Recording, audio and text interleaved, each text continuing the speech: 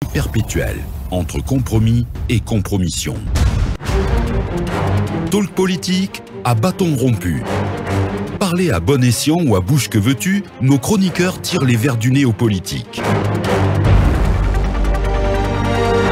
Notre invité dans Bâton rompu, Mohamed Cissé, il est le responsable de la cellule de communication du Parti de l'Espoir de Lansana Kouyaté. Mohamed Cissé, bonsoir et bienvenue dans Talk politique. Bonsoir et bonsoir à tous vos collègues dans le studio. Emmanuel. Alors, Monsieur Cissé, on est aujourd'hui pratiquement quelques jours maintenant de l'ouverture de la rencontre avec le Premier ministre Mohamed Beavogui. Vous avez suivi son discours de la dernière fois où il a tendu une main franche aux différentes coalitions politiques du pays et derrière cette lettre d'invitation du ministre de l'administration du territoire qui semble tout remettre en cause. Est-ce que vous pensez qu'il y a encore le risque que, on va dire, l'accalmie qui a été obtenue hier de justesse puisse être remise en cause si le cadre de dialogue n'est pas obtenu à la place du cadre de concertation? Merci Emmanuel. Je crois que tout cela dépend de l'appréciation des uns et des autres. Ce qu'il faut noter, c'est l'évolution de la situation et l'évolution positive, il faut le noter. Sinon, on aurait constaté aujourd'hui une manifestation. Et nous avons, tout le temps demandé à ce que le gouvernement prête une attention particulière à la nécessité absolue de s'asseoir avec l'ensemble des acteurs pour discuter de ce qui interpelle tous les Guinéens. Et nous n'avons cessé aussi de fournir les efforts à travers des voies diplomatiques aussi pour que les lignes bougent. Et nous constatons que ça bouge progressivement, même si le rythme n'est pas ce que nous voudrions que ce soit. Mais quand une formule est compliquée, comme on le dit souvent, les mathématiciens nous l'enseignent, il faut simplifier et résoudre le problème cas par cas.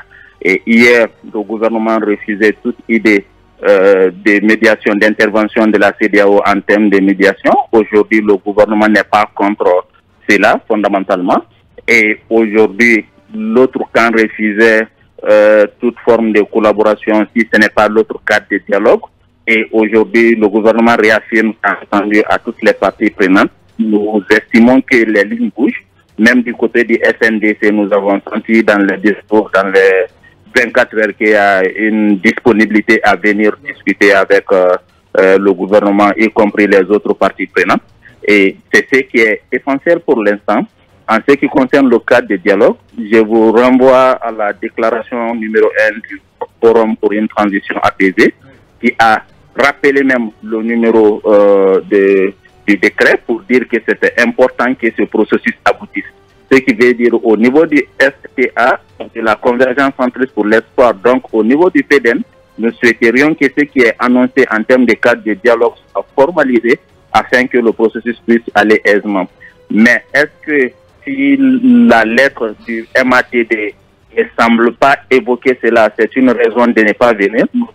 Non, il faut venir, ne serait-ce que pour ça, vous pouvez venir dire non, attention, il est question de dialoguer, un décret annoncé et un décret pris à cet effet. Il faut établir la structure de ces cadres et voir comment, dans quelle mesure les Guinéens peuvent se parler sans tension ni pression aucune.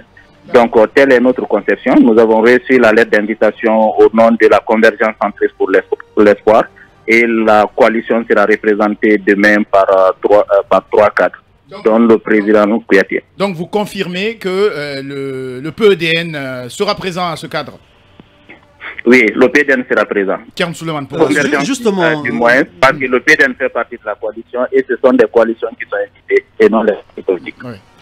Monsieur Cissé, parlant de la lettre, du contenu de la lettre du ministre de l'Administration du territoire, vous estimez que le fait de ne pas être d'accord avec ce contenu n'expliquerait pas que des acteurs politiques ne répondent pas à l'appel.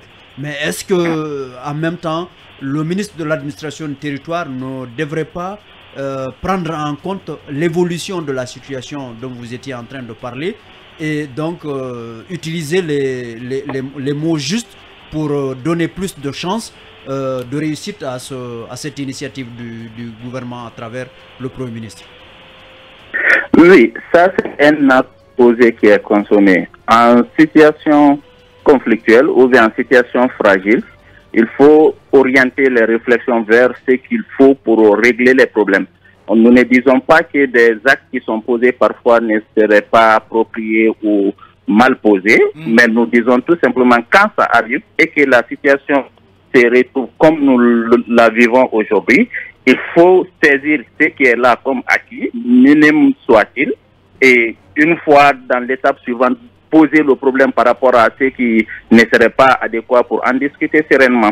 Il faut vivement que nous prenions du pas en avant. Il ne faudrait pas toujours rester là pour dire la forme de la lettre ou le fond de la lettre ne correspond pas à ce que nous demandons. C'est alors que vous avez la possibilité de vous retrouver avec le Premier ministre en face. Il ne sera pas question forcément du ministre de l'administration du territoire. Vous allez dire au Premier ministre ce que vous pensez comme cadre pour la réussite de ce dialogue. Donc aujourd'hui, vous estimez qu'on a nullement besoin d'un nouveau décret du président de la transition en créant un cadre de dialogue comme l'a sollicité une frange importante de la classe politique? Ça, c'est deux discours différents. La question précédente était relative à la lettre du ministre qui évoquerait plutôt la continuité du cadre de concertation qui existait. Nous disons qu'on soit demandeur d'un nouveau décret ou qu'on soit demandeur de l'application stricte du décret qui a déjà été pris, il faut venir d'abord se retrouver dans une même salle, discuter en toute sérénité et dire ce que vous estimez utile pour la réussite de la chose, parce que tous les acteurs voudraient que ça réussisse. Ça, c'est le point commun.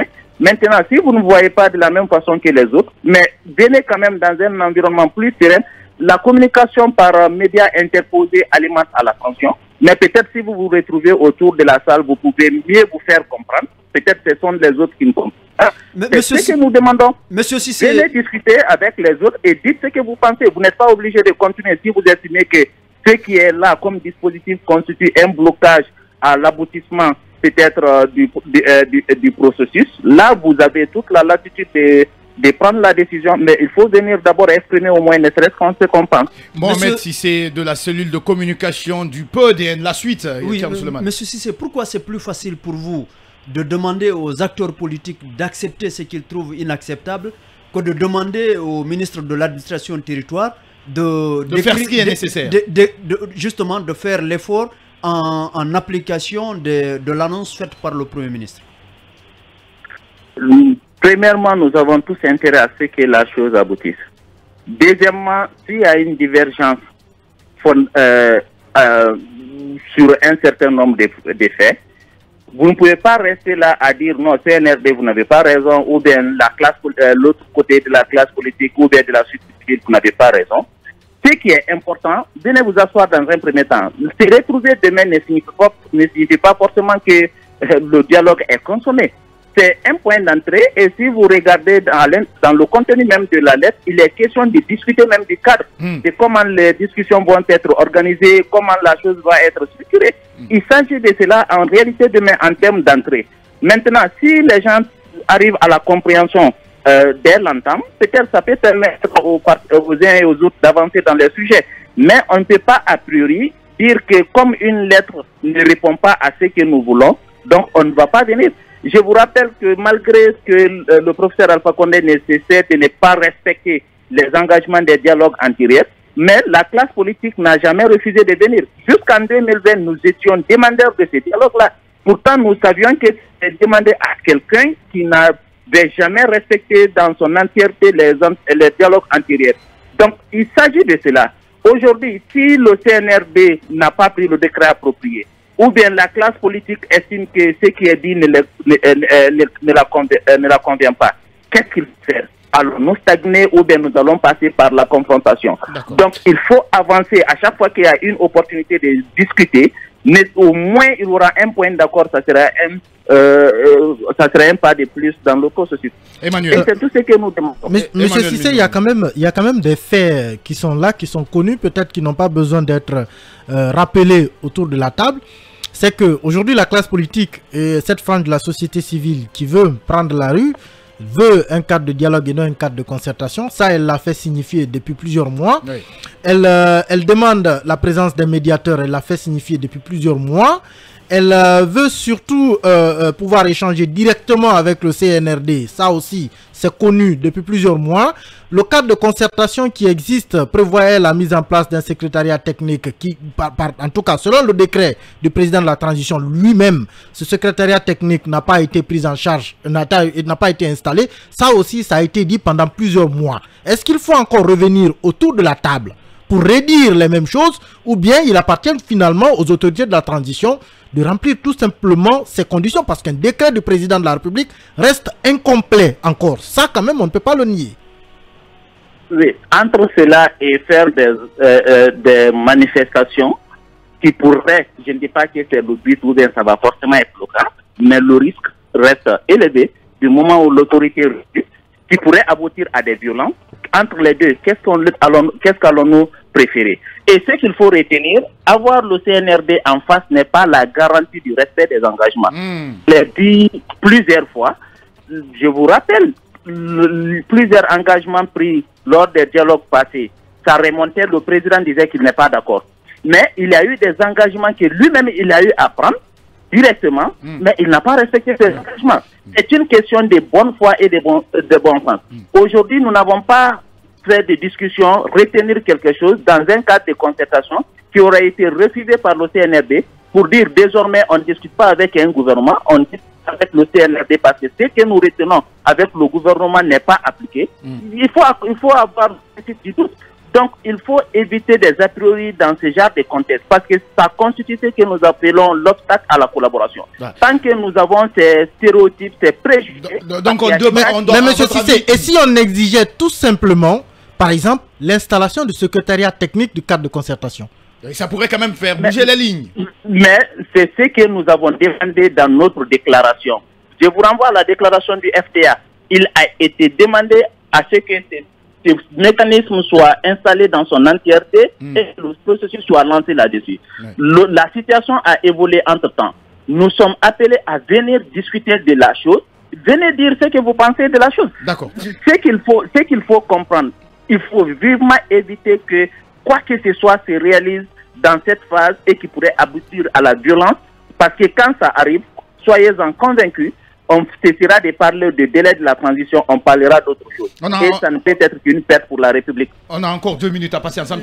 J'ai une question avant de parler sur du choix sur la personne d'Ibn Chambaz. Oui, justement, parlant de violence, nous avons vu une vidéo du FNDC circuler ici où on accuse les autorités, l'administration guinéenne de préparer des contre-manifestants en prélude à la manifestation qui n'a pas eu lieu aujourd'hui. Quelle est votre lecture de cette situation au PEDN? Et on va enchaîner puisque le temps, on est talonné par le temps. On va enchaîner justement aussi sur la question du choix du médiateur, le choix sur la personne d'Ibn Chambaz, qui semble être écarté totalement par le CNRD, mais qui accepte la possibilité d'une médiation de la CEDEAO. La première question nous conforte dans notre position pour dire que la tension qui existe pourrait aboutir fortement à la violence. Parce que ça soit fondé ou non, ça veut dire déjà il y a des suspicions. Et là où il y a des suspicions, il y a des interprétations des actes des autres, même si l'interprétation ne serait pas fondée. C'est pourquoi il faut venir se parler directement et se dire les fonds des pensées en toute sincérité et avec la volonté d'aller de l'avant. En ce qui concerne le choix de la CEDEAO, nous avions déjà dit que nous n'avons pas d'objection par rapport à sa personne, tout en précisant qu'un médiateur n'est médiateur que s'il est accepté par les parties prenantes.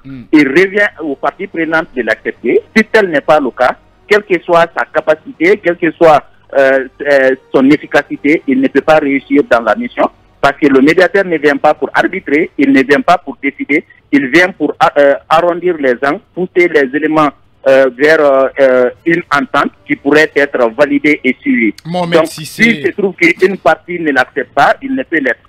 Merci donc à vous, Mohamed Cissé. Je rappelle que vous êtes le responsable de la cellule de communication du PEDN. Passez une bonne soirée. Merci, je vous en prie. Il y a cet auditeur Emmanuel qui écrit, il y a des personnes qui ne veulent pas le bonheur de ce pays. S'ils refusent la main tendue, on les met tout simplement à l'écart en faisant allusion à la maison centrale et on continue notre transition.